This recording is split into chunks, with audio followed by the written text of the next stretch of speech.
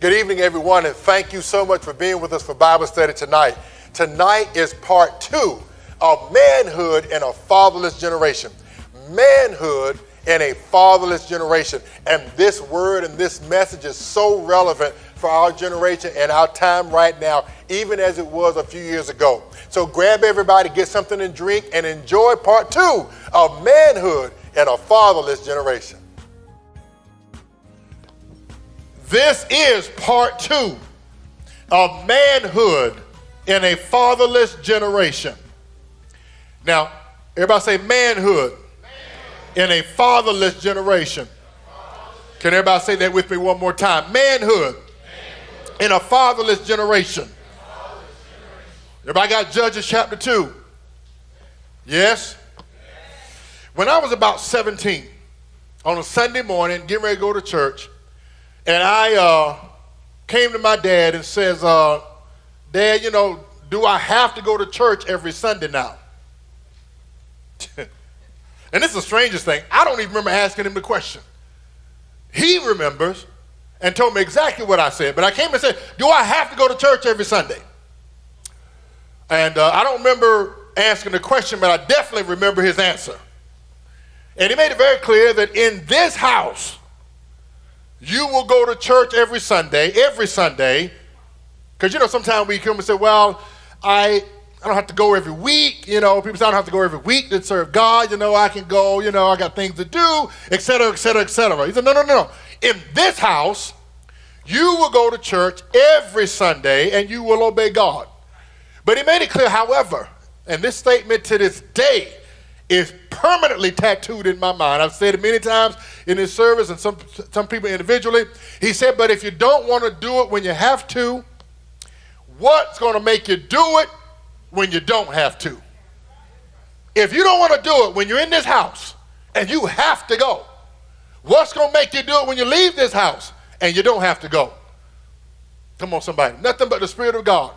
I'll never forget him saying it is permanently tattooed in my mind. Everybody say manhood. Come on, everybody say it again. Say manhood. I cannot count the number of times that I heard him say that. If you don't want to do it when you have to, what's going to make you do it when you leave here and you don't have to? Everybody look this way.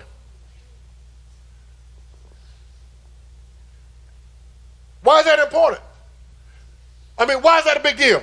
Because it is a statistical fact that 2/3 of children who are in families who go to church will walk away from their faith when they graduate and go to school. 2 out of 3. I'm not talking about people who didn't ever go to church. I'm talking about people who were raised and grew up in church, who went to church. When they graduate and go to school, they will walk away from their faith. 2 out of 3. 2 out of 3. That's a disgrace. Grandmama's faith can't save you. Grandmama's faith cannot keep you out of hell. Can I promise you that? We're not going to be able to stand before God and say, well, Grandma, no. Grandmama's faith can influence you, and grandmama's faith can help you, and grandmama's faith can keep you out of some things, and God's favor can, because on grandmama can help you. I am convinced that I've done a lot of things, and God's mercy was upon me because of the faithfulness of my parents. I'm absolutely convinced, but there's some point you got to say yes to Jesus yourself. Oh, come on, somebody. Anyway, so when I got to college, I will never forget, I had it in my mind. I distinctly remember telling myself, I am not going to make a fool of myself.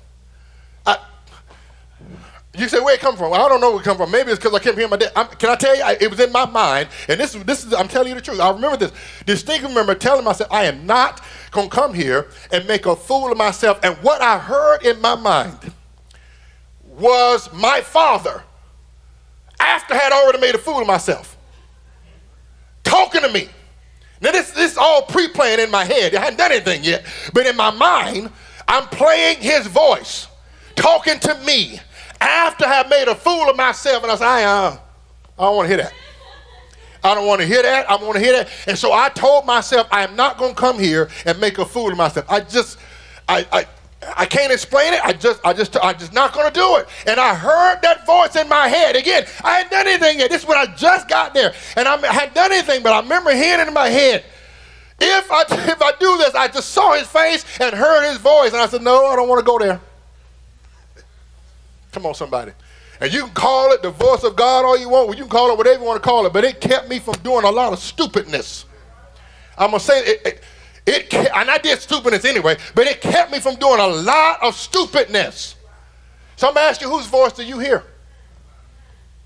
Whose voice do you hear when you're on the cusp of doing something stupid that can mess up your life? Whose voice do you hear? Whose voice do you hear when you're going to make a decision that can ruin the rest of your life? Whose voice do you hear? Whose voice do you hear that keeps you from doing foolishness when you know God said don't do it? Whose voice do you hear? Everybody say manhood. If you remember what we talked about last week, and we talked about what I label as probably the most wicked generation in the history of man. And this was the Moses generation. Those of y'all that don't know the scripture, Moses' generation, they were slaves in Egypt. God's people were Israelites, and God used Moses to bring them out of Egypt. They saw all those miracles. Saw the parting of the Red Sea, which arguably the greatest miracle in the scripture, the parting of the Red Sea. And they still rebelled against God. Now, this is the thing, and we talked about this last week. The Bible says God's mercy endures forever. But these people complained and rebelled so much that even God said, I had enough of them. Told Moses, get out of the way. I'm going to wipe them all out and start over with you.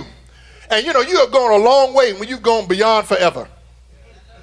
When you have gone beyond, come on, if you've gone beyond forever and you got to the point where God said, I had enough of you, you done gone too far. So that generation is arguably the most wicked generation in the history of man. And what happened is, and then the next generation, God said, none of y'all are going in. Your children are going in. Nobody from 20 years old and up is going to the promised land. Nobody will never see it. That's 20 years old and above, and your children are going in. So then the next generation was arguably one of the greatest generations in the history of man.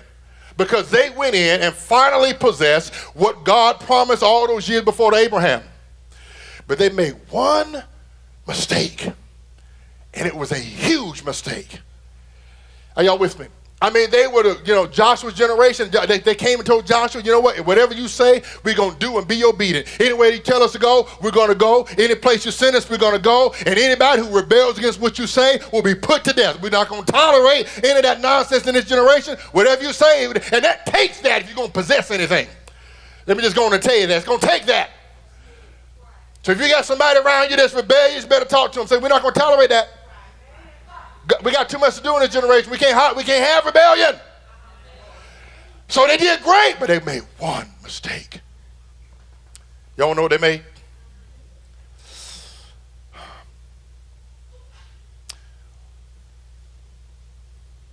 This is a big failure that we have got to avoid. Tell that person beside you, you must avoid this.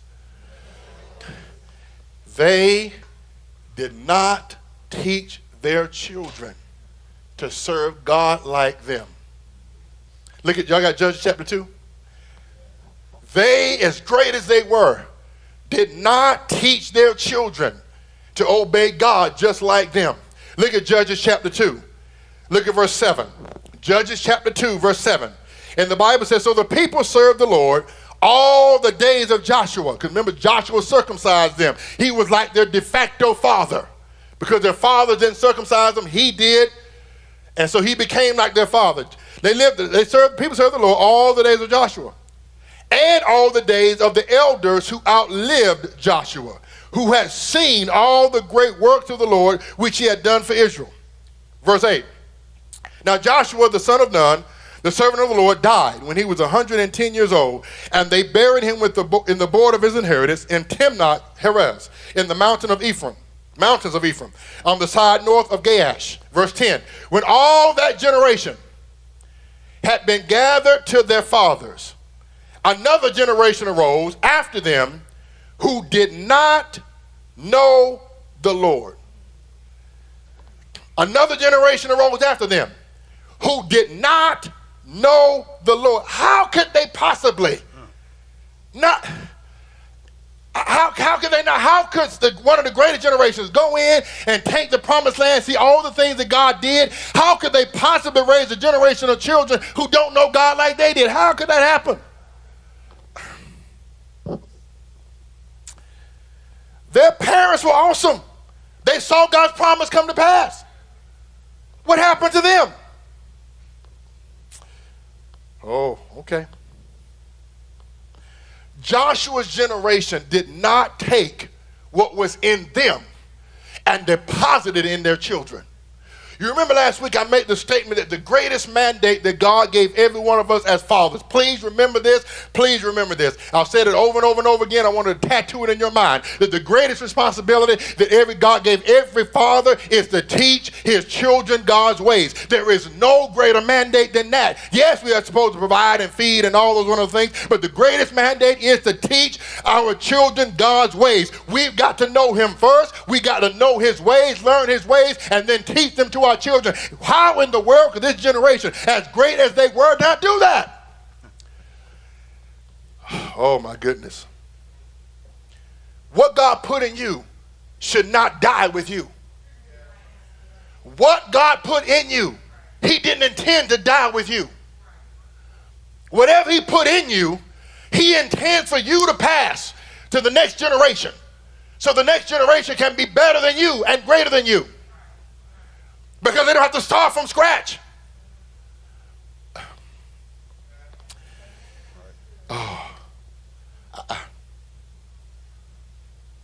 God intended, and this generation, as great as they were, failed God because they didn't teach their children. And you know what happened? When you go and look at the book of Judges, the entire book of Judges, as we talked about some weeks ago, followed this cycle. The people rebelled against God. God sent a nation to destroy them, put them under bondage. They cried out to God in their bondage. God sent a deliverer, which is what a judge was at the time, a temporary military leader. God sent a judge to deliver them, and then God used them to deliver them by that judge, and they lived and served God all the days of that judge, and as soon as that judge died, guess what they did? Went back into the same nonsense again. They got in bondage again. They cried out to God again. God sent a deliverer, delivered them. They served God the entire time of that judge. Then as soon as that judge died, guess what happened? And it was a cycle. The whole book of Judges. That's what all the book of Judges is about. And if that generation had put in their children what was put into them, it's arguable we never would have seen that. Because then the next generation would have taught their kids, this is how you behave yourself. This is what you're supposed to do. This is how you obey God. And then the next generation would have taught them, this is what you're supposed to do. This is how you obey God. And then and the generation after generation after generation would have been raised godly and have to go through that craziness. Look no further than our families. I mean, just look at your family. Look at my family. Don't look no further. Uh-oh. What would your life have been like if your great-great-grandfather was a man who walked with God, taught his children to do the same?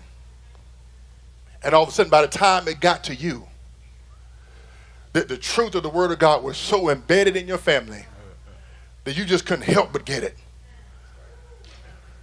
I often say most of the time what most of us got was bills and a bad habit. That's what most of us got, bills and a bad habit. Great-granddaddy was a drunk. He was a rolling stone, didn't do what he was supposed to do, and then Granddaddy did the same thing. By the time we came along, all we saw was pimps and hustlers and nonsense, trying to figure out how we're going to get along. Come on, somebody. Everybody say manhood in a fatherless generation. We cannot do that.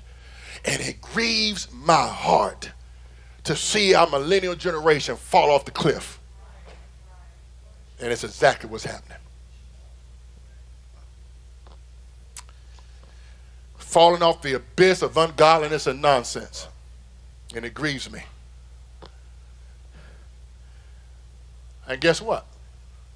We are in an election year. Y'all know that? In case you hadn't figured out, but you didn't pass all the signs outside and all the news on TV. If you were living in a shell the last few months, we're in an election year.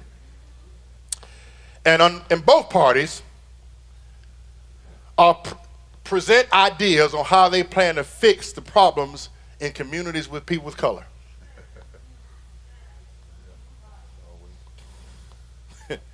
It's just true. Both parties say, oh, I'm going to do this, I'm going to do this, and it's going to do this, and the people of communities of color. Y'all heard it? Of course you have. It's an election year. You can't go on TV and know it. We're right hearing it. We're going to do this, we're going to do this, we're going to do this, we're going to do this, and this is going to do this. Can I help y'all a little bit? Until men return to their homes and lead their families with the fear of God, nothing will change. Let me say that one more time. Thank you for the hand for y'all. Until the men return to their homes and lead their families in the fear of God, nothing will change. You can put all the money into the community, you can put all the government programs you want, and nothing will change, because the issue in communities with color is there are no fathers. And you cannot fix a spiritual problem with a social program. You can't do it. You can't do it. Until the men, hear me well, it doesn't matter what part it is, until the men,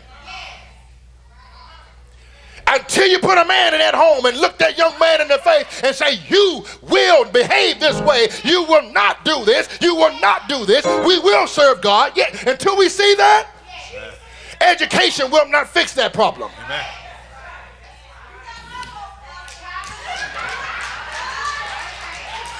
I'm not running. Education will not fix that problem. Right. Right. You know the problem with mass incarceration? You know the problem with mass incarceration is? You know, I don't even know what both parties said. I don't even know. So if I don't know what they said. But you know the problem with mass incarceration? It's not the police. Somebody else said, you put a man in the life of that boy, and I promise you, he will not be a thug, he'll not be a bum on the street. And yes, I understand police will do some things. I get it. I've seen it too. But if you take a father and put him in the life of that young man, he will not be a rebel, he'll not be a reprobate, he'll not be a fool, and he will have no reason to go to jail. You want to fix it? Put a man who fears God in the life of a young man, and he will not be a rebel. Now, does the police do things? I get it. Yes, I get it. I've seen videos like you. I get it.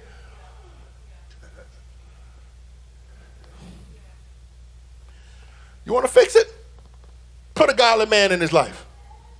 Put a godly man in his life. Can I help y'all a little bit, young men? This is not on my notes. I got to tell you this. Can I help a little bit? If the police ever tell you, put your hands up and stop, shut your mouth, put your hands up and stop. If you run, if you reach in your pockets, you will be shot. I didn't do nothing. If he tells you to stop, put your hands up, you stop and put your hands up. And if you didn't do nothing, you can deal with that later when you are living instead of dead. If he tells you to get on the ground and shut up, get on the ground and shut up. I didn't do nothing. I don't care. Get on the ground and shut up to deal with the nothing later. And I know that's poor English. I'm just saying. Deal with that later. One of the problems is that there are no fathers. And when there are no fathers, there's no respect for authority.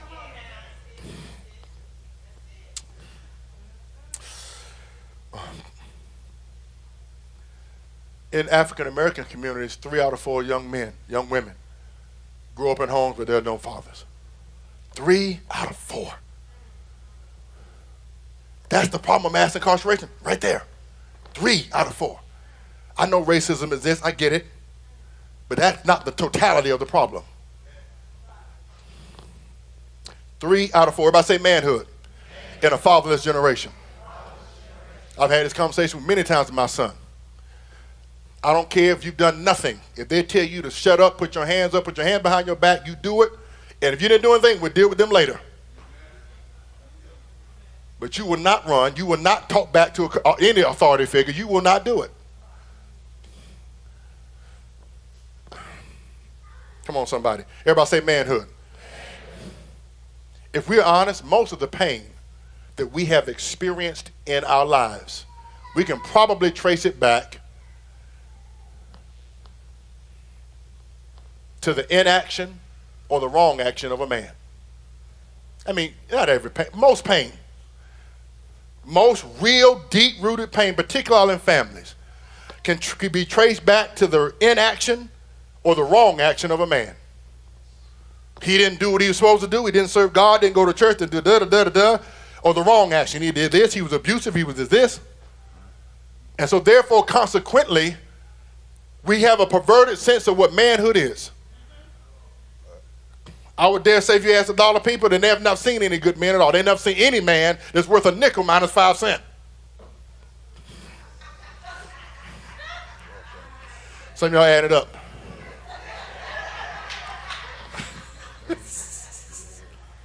Yeah, nickel minus 5 cents. You know that in case you haven't figured it out yet, that's zero. Can be traced back. And listen, everybody say it with me. I am going to. Even in the church, no matter what organization, what kind of church, the strength of that organization will be directly proportional to the strength of the men in the organization. The strength of a church will be directly proportional to the strength of the men in the church. The strength of a church is directly proportional. The strength of a church is directly proportional to the strength of the men in the church. You have weak men, you will have a weak church. You have strong men, you have a strong church.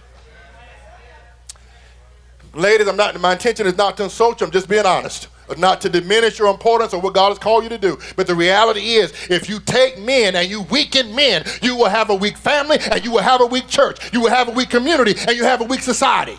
You strengthen men, you have a strong family, you have a strong church, you have a strong community, you have a strong society. It's just that simple. It is just that simple. And Satan understands that and says, I want to destroy you. Let me ruin the men. Let me take the men away from where they're supposed to be. Let me pull them away from God. They won't go to church, won't serve God, won't be in their homes, won't be in their families, and you have utter chaos. And everybody pays the price when a man is out of place. Everybody pays the price when a man is out of place. I say everybody pays the price when a man is out of place. And so Joshua's generation did not teach their children. And so as a result, their children did not fear God. They didn't fear God. And so the question begs to be asked, well, why didn't God teach them? If the daddy didn't do it, then why didn't God do it himself? Oh, we're going to deal with that because that's where we are. Well, if my daddy didn't do right, then why God didn't just tell me? I'm going to give you a couple of reasons. Number one, God gave the responsibility to teach his children righteousness. And God is not going to micromanage that process. God is not going to micromanage instruction that we should have gotten from a father. Now, he'll give us opportunities. We'll come back to that in just a moment. But God gave the men. Everybody say the men. Come on, everybody say men. Come on, let's get out of our mouth. Everybody say men. He gave the men the responsibility to teach their children to fear God and teach their children righteousness and teach their children to obey God. That responsibility was given to the man. And God is not going to micromanage our instruction that we should have gotten from a father. Can I give you another reason why this is a problem? Because we're going to always have difficulty hearing the voice of God if we will not hear the voice of authority that God sets over us. Everybody look this way. Tell the person beside you, now he is speaking to you. Come on, tell him, I know he's talking to you. Come on, tell him, I know he's talking to you. Because you have a few. And I'm trying to, come on, tell him, I'm trying to help you to get past your issues. And if you listen like I'm listening, you might get past your stuff. We will always have a difficult time hearing the voice of God if we have a difficult time hearing the voice of authority that God has put over. Turn real quick to Samuel. You got to see that. Now look, y'all got to help me go through this fast, okay? 1 Samuel chapter 3. Y'all got to get there quick. Y'all got to help me go quick, okay? 1 Samuel chapter 3. 1 Samuel, and it's important that you see this. It's important you see it for yourself. 1 Samuel chapter 3. Everybody say manhood in a fatherless generation.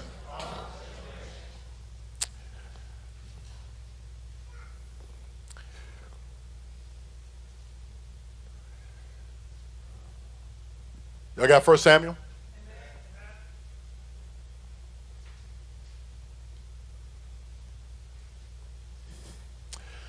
1 Samuel.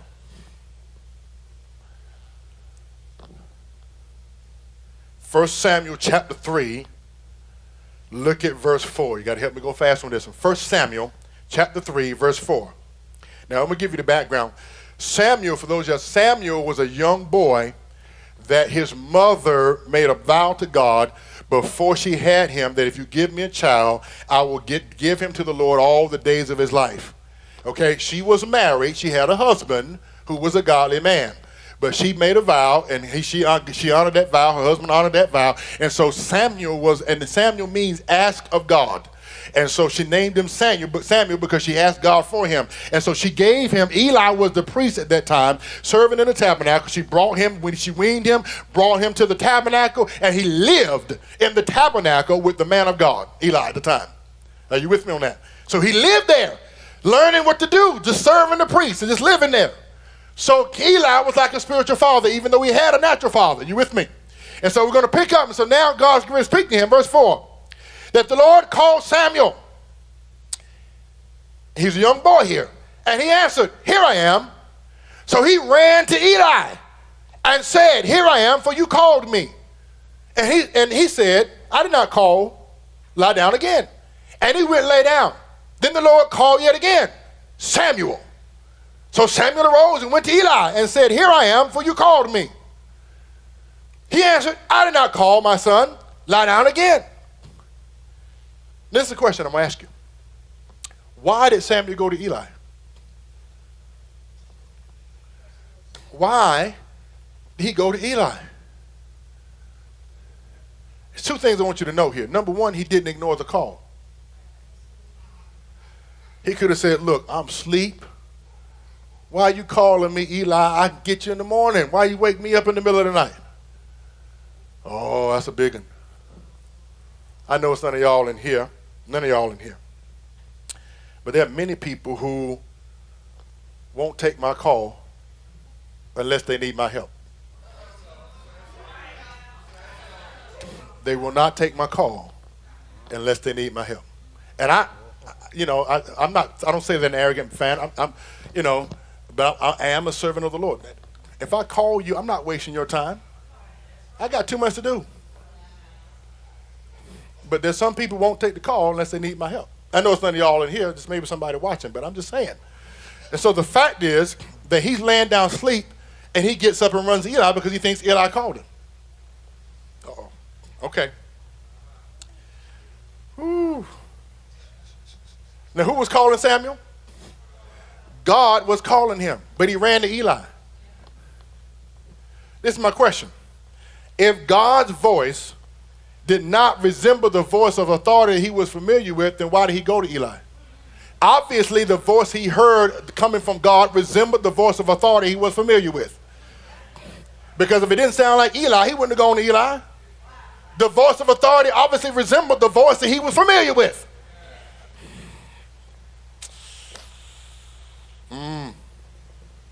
Can I go a little bit further? If we do not want to hear or will not hear the voice of authority that God set over us, we will never recognize the voice of God.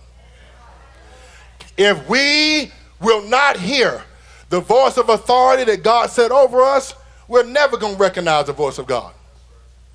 Here we go. Here we go. Let's see it in the scripture. Verse 7. Verse 7. Now Samuel did not yet know the Lord, nor was the word of the Lord yet revealed to him. Verse 8. And the Lord called Samuel and said again the third time. So he rose and went to Eli. That's 3 times in the same night. He was obedient. And he did not go with an attitude either. Oh. You know how some of us are. After that second time, look, you keep calling me? I'm trying to sleep. What are you calling me for? What you need? Everybody say disrespect. You saw no disrespect. Come on, somebody.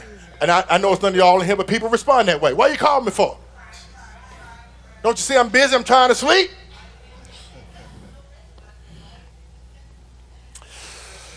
And the Lord called at Samuel again the third time. So he rose and went to Eli and said, here I am, for you could call me. Then Eli perceived that the Lord had called the boy. Therefore Eli said to Samuel, go lie down, and it shall be, if he calls you, that you must say, speak, Lord, for your servant hears. Lord have mercy. Eli taught Samuel how to hear the voice of God. Eli taught Samuel how to respond to the voice of God. He taught him. Oh my goodness. He taught him. Samuel was able to hear the voice of God because he was responsive to the voice of Eli. He was able to hear the voice of God because he was responsive to the voice of Eli. Oh my goodness. See, we can disregard, or rather we can't disregard, disrespect, dishonor the voice of authority over us in the earth and then go to God and ask him for direction and tell him to help us out. Let me say that again. We're going to disrespect, dishonor, disregard the voice of authority that God put over us in the earth and then go to God, Heavenly Father, and ask him to help us and tell us what to do next. And I'm sure sometimes he says, I was going to give you the answer in the same voice you disrespected, but you didn't want to hear it.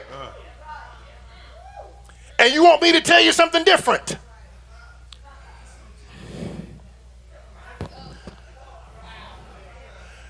I found out that God would tell me, go back and sit down and shut up and listen to the voice I gave over you, then come back and talk to me.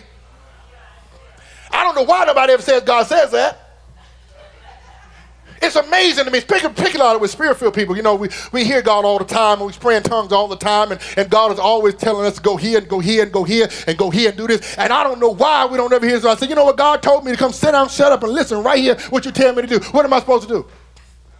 And I know he said, how you know he said it? Don't turn to it for the sake of time. At the book of Acts chapter 10, an angel appeared to the man Cornelius and said, call for Simon Peter and call for him and he's going to tell you what to do. And he called for him, had his family and everybody there. He said, I was told to call for you. We are here. What are we supposed to do?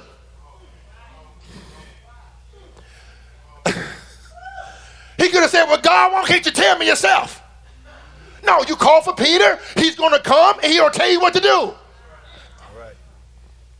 Oh, come on, somebody. And so that's why I believe many of us have a hard time hearing God, because we have a difficult time respecting authority. Ooh. Everybody say manhood. And if God does speak in that situation, how are we going to know it's him? Oh, okay. Let me go. And I said this last week, but I want to go a little bit further. And I'm asking ladies, please, tell your neighbor, pastor's begging you. Come on, tell him pastor's begging you to please hear him. Ladies, you're to ask this question about any man who wants you. Who is that male, godly voice of authority in his life? Who is that male voice of godly authority in his life? Because if there is no one, and if there is no voice, I assure you foolishness is bound in his life. And if you are connected to him, you will be a part of it. Who is that voice? Oh, I know that was going to get quiet. See, you don't want an adult male of the human species. We talked about that last week. Remember I asked the question last week, how do you define manhood? You can't. Without God, you can't. Well, he's responsible. He takes care of himself. And, we talked about that last week, where animals do the same thing.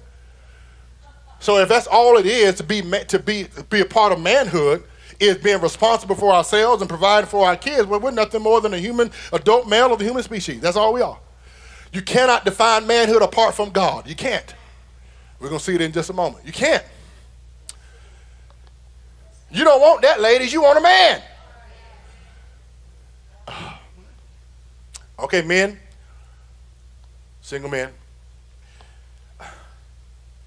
you should ask, who is the godly male voice of authority in this young woman's life? Uh-oh. Okay. See, we can't exclude women from that, because sometimes women have become the forgotten consequence of fatherlessness. So then we have a lot of daughters with daddy issues.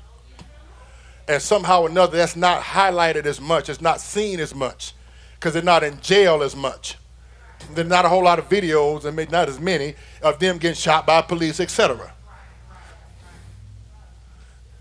But then if you go into their homes, you find chaos, because that young lady does not have that male voice of godly authority, never had it in her life, and she has a difficult time responding to male authority. Uh-oh. Don't get mad with me. I'm just being honest. If I'm a man, I ask that question. Who is the male? The male, not just authority, because sometimes it's mama, and then they go to school as teacher, she female too. And then all of a sudden, that young lady grows up, and every man she's seen is a knucklehead, and she finally want to be with somebody, and the first time that man says something to her, who are you? Tell me what to do? Because there was no godly male authority in her life. And so she has a difficult time responding to strong male authority. Here's the reality. Women are used to saying no, but not used to hearing no. Come. I can't take credit for that. I think Bishop Derek Triplett said that. But women are not used to saying no, but not used to hearing no. And so all of a sudden the man you with says, no, I'm not doing this. Who you tell me no? Because there was no strong male authority in her life. My father-in-law was supposed to be here today. He ain't here. I wish he was here. He's watching. Thank you. Thank you. But he's the reason why I don't have drama in my house. He is the reason that I don't have drama in my household, because my wife saw a strong, godly male authority in her house. And so therefore she responds to it properly, and I don't have drama. Thank you, Dad Gaddy. Because she learned how to respond to male authority growing up, she don't have a problem when she gets married. If there's not that, ladies, and that's you gotta learn how to do it. It may not have been your fault, your daddy wasn't there, but you gotta learn, how do I respond the right way to male authority? Because if you want a godly man, he won't put up with that nonsense.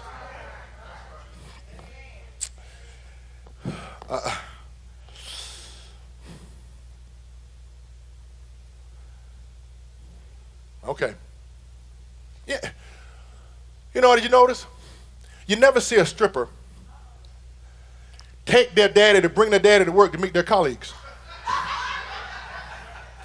You never see that. Don't ever see a stripper bring their daddy to work to meet their colleagues. Hey, Dad, come on in. Hey, girls, this is my dad. I just want y'all to meet. These are all of my co-workers in here. You don't ever see that. Why don't you see it? Why don't you see it? Because he's probably not around. And if he was, she definitely wouldn't be doing that. You don't ever see a prostitute take her daddy to meet her pimp. Hey, here, Dad, I want you to, this is my pimp right here. I just want to meet him. See, this is the, you don't ever see a dad, you don't ever see a girl take her daddy to meet her pimp. You know, why? Because if her daddy was there, she wouldn't be doing that nonsense. Right. You don't see that. Right. Oh, Lord, have mercy. When a woman uses her body to get the attention of a man, what she's really wanting is attention from her daddy, or either she's rebelling against her daddy, one of the two. Right.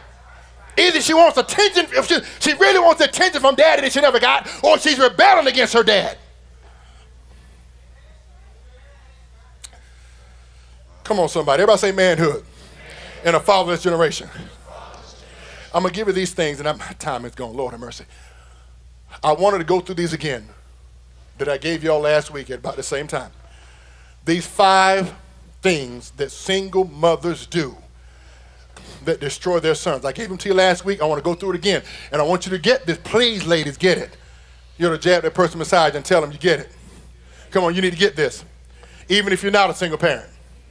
Say that one, everybody. Everybody say, you need to get this. Even if you're not a single parent. Number 1, I got to go through these in a hurry. Number 1, this is the things that single parents do, single mothers in particular do, that ruin their sons. Number 1, they are inconsistency and lack of commitment to God themselves. They have serving God themselves, but yet they want their sons to grow up and be good, godly men. It ain't going to work that way. Inconsistency and lack of commitment to God themselves. And it ruins their sons because they never have an opportunity to be in the house of God, never have an opportunity to see other men of God and learn what a man is supposed to really be. Number 2, not submitting to authority or following the instructions themselves. Not submitting to authority or following the instructions themselves. They won't listen to anybody, won't listen to any voice of authority, won't listen to anybody tell them to do anything, and yet they want their children to be obedient. Number 3, dating the wrong men and exposing their sons to ungodliness. Bringing this knucklehead and then that knucklehead and then this knucklehead 6 months later and that knucklehead and that knucklehead and that knucklehead. And that boy's 20 years old. He's confused.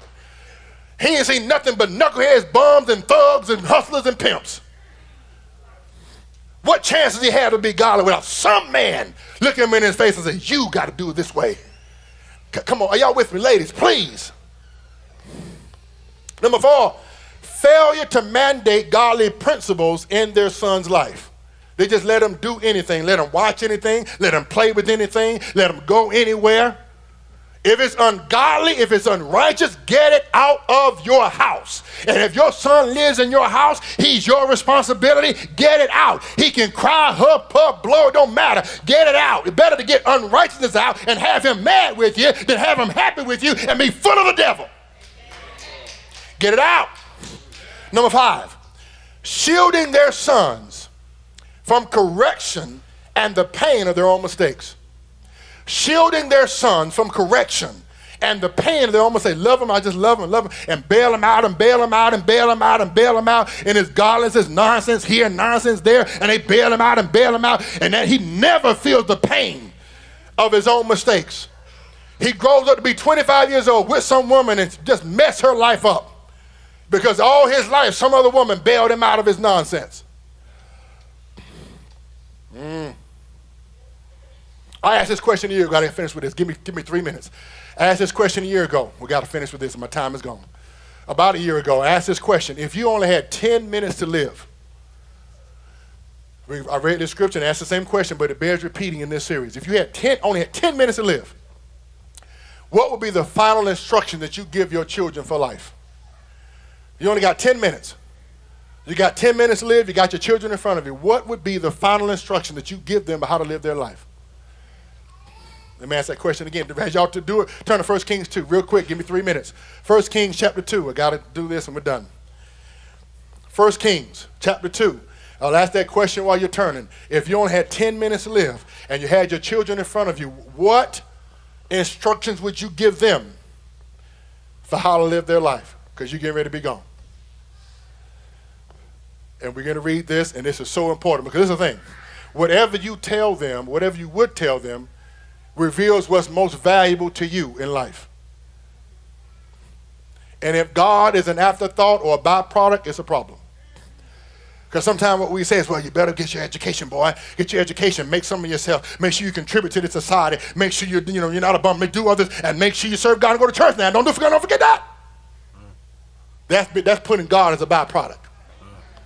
Let's look at what David told his son. He's getting ready to die. 1 Kings chapter 2. We got to finish with this. 1 Kings chapter 2. Look at verse 1.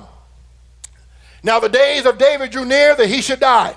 And he charged Solomon, saying, I go the way of all earth.